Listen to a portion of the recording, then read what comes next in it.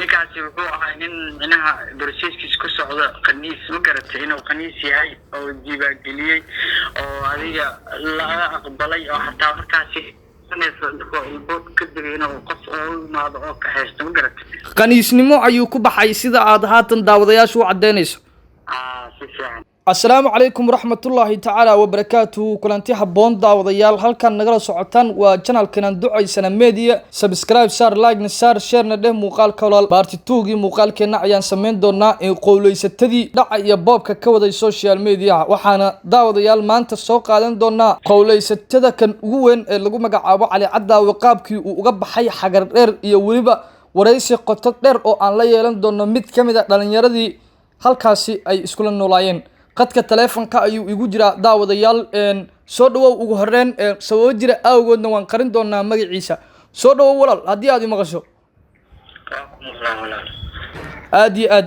adigoo codkaada kor u qaadayo sida daawadayaasha ay ku maqlaan waxaad xog kooban aad nagala siisaa gacan bidix Cali Cadaawe iyo halka uu ku noolaa iyo waxa aad ka taqaana adigoo soo koobaya walaal. waa mahadsantahay teeda kale ninkaas horta aqoon fiican oo leeyahay ma garatay aad iyo aad ninkaasi xagareero ahay shirkiisa aad iyo aad garowno kiimid صح marka ninkaasi adiga qaxootiga isku wada jirnay waxa waay dad waxa ahaynay asxaab ah aad iyo aad magaciisana waxa la dhahaa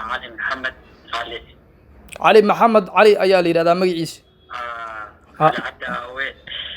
oo ku magac dheer Cali Cadaawe ku magac dheer neenastaas qaabkii ugu baxday ma la socotaa xagar dheer ma ugu baxday mise meel kale marka hore Cali daanta dhigi jiray Cali Cadaawe meesha ka keenay garan waayay ma garatay aad iyo aad haye marka Cali Cadaawe horta dad badan dhinac walba u fiirsatay ma garatay صح marka hasta ninkaasi waa isku xog dheerneen waxa waaye nin wuxuu ahay asxaabta kamid ah aad iyo aad muddo adiga asxaab ahaynay oo xagar dheer ay isku nooladeen haye wallahi horta dhaqamadiisa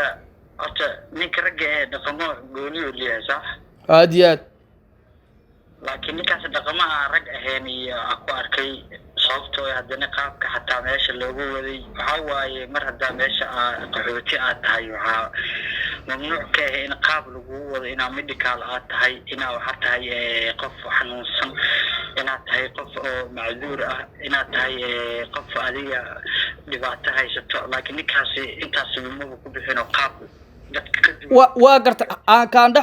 ka dhex galo waxaad daawadayaasha si toos ah aad ugu sharaxdaa maadaama xagar dheer aad iskula nooleedeen labadiinaba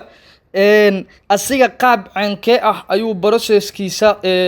haatan Canada uu ku joogo uu ugu baxay asiga si qoto dheer uga hadal arinka adigoo raaliya walaal hortaniyo dadka uu sheekay inuu wax dacwad lahay oo ku baxay ma garantay صح laakiin dhinacaas ma jirto waxa waaye ninkaasi qaabku ku baxay dad isla yaqaano macnaha oo xogtiisa wada hayay ma garatay aad iyo aad dadkii la degnaa oo xagar dheer kula sugnaa dhalinyarta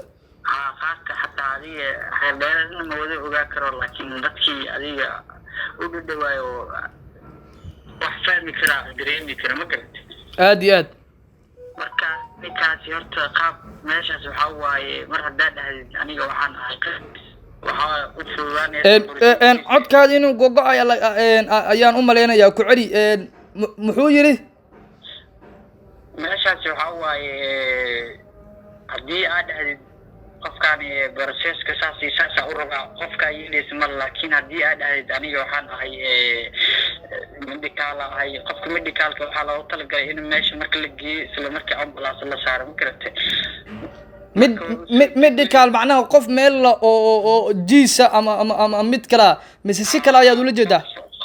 medical qof jiis ah waaye ma garatay marka jiiska marka medical oo yahay waxa loo talagalay qofka marka medical ahaan lagu wado meesha marka la geeyo isla markaasi gargaar degdeg in lagu qabto medical ka si aan ka dhex galo medical ka si kala ay noqon kartaa qof madax looga jiro ama qof nooc kala marka asiga intaas muu ku bixino ninkaasi wuxuu ahaa nin minaha borsiiskiis ku socdo qaniis ma garatay inuu qaniis yahay oo diiwaangeliyey oo adiga laga aqbalay oo xataa markaasi qaniisnimo ayuu ku baxay sida aad haatan daawadayaashu u cadeynayso. si fiican aad iyo aad waa tahay halkaasi marka xagar dheer waalidiintiisa ma joogaan marka asigoo soo cararay oo minaha dhalinyarada waa taqaanaa marka la saddex galay qofka dhaqamadiisa markuu wanaagsan yahay waa loo dhaqmi karaa ma garatay aad iyo aad laakiin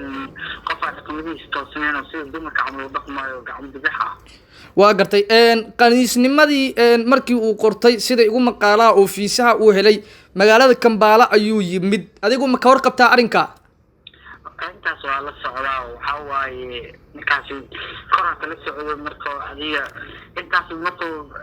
laga dareemayo oo soo cararay xogtiisa waxa waaye kor la socdo qofka manaha ogaanaysa ma lahayn ma waa gartay Nairobi na waa uu tagay uu in badan ayuu ku noolaa Nairobi marka maxaa kala socota xogtiisa maadaama saaxiib dhow adigu aad leeyahay horta Nairobi waxa waaye meel weyn oo manaha qof walba aan aqoon leedahay aqoon aan u lehno aan is arkeenin oo magaalo weyn oo ma garatay aad iyo aad marka ninka waxa waaye Nairobi wuxuu soo dhuntiro gacan uga badnaqdo xogtiisa aan la ogaanin borsiiskiisa gooni uu socday asiga xataa si qaas ah loo wareegsan jiray cadaan ah wareegsan jiray aad iyo aad oo qaabkii qaniisnimada ku wareegsan jiro oo waxyaabahaas uu ka hadli jiray maadaama cadaanka UN-ka sida dadka wada ogyihiinba qofka qaniiskaasi sida ugu dhaqsiyaha badan loo qaado qofka daruufa uu sheegay kara laakiin qofka dhaqankiisa ka dareemi kartaa inuu yahay inuu saxan aad iyo aad marka kiinto degnaa xataa mudug la degnaay oo Kenya ah oo Kenyaatiya oo Soomaalida umaba uu la degi karin ba ceeb haysata awgi Soomaalida inta badan waxa kor loo inta taqaan bisa ay dhigistay inta kale waxa waaye gambad oo ka ahayo Kenyaanka soo la degnaa waa gartay ugu dambeyntii marka Canada markii uu tagay maxaa ka qabsada halka hadii aad la socoto horta rag badan oo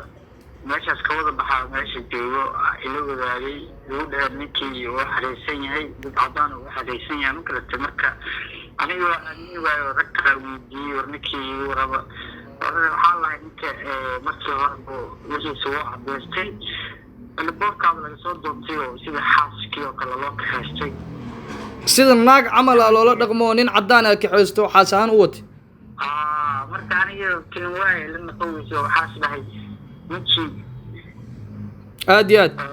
oo meesha laga dijiyo sida xaaskii loo mana qofka marxalad nooc bil kara wadanaan wadkiisa ahayn oo tagay hadana cadaan ajaanib oo kaxeystay marka wallahi hadda marag qaarkood iska qariyaa waxa sameeyay ninka waxa waaye kastoo baxay aad iyo aad intaas ku soo koobi leed waxa waaye ninkaasi taariikhdiisa adiga in badan ka aqaanaa laakiin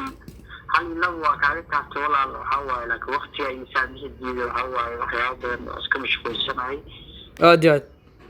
waa tahay mar kale wareysi kula yeelan doonaa insha Allah aad u maasantahay guud ahaan daawadayaal wareysigaasi guud oo aan kaga hadlaynay qaabka uu ku baxay cali cadaawe oo ku magac dheer cali gacan bidix ama qaniis sida aad u taqaanaan daawadayaal wareysigan waxaan la yeelanaynay mid ka mid ah dhalinta Soomaaliyeed ee ku nool xagar dheer naga codsadayna in magaciisa aan qarino maadaama si dhow uu ula ahaa saaxiib علي gacan bidix guud ahaan barnaamijkeeni part 2 ga ahaa ama qaybteeni labaad aan ku eeganay qowleysatadan intaas ayaan ku soo koobaynaa xogo badan oo xiiso badan oo kuwan ka duwanna waan idin soo bandhigi doonaa daawadayaal tan iyo kulanti dambe sidaas nabadgelyo muuqaalka share subscribe share channelkeena lana wadaaga saaxiibadiina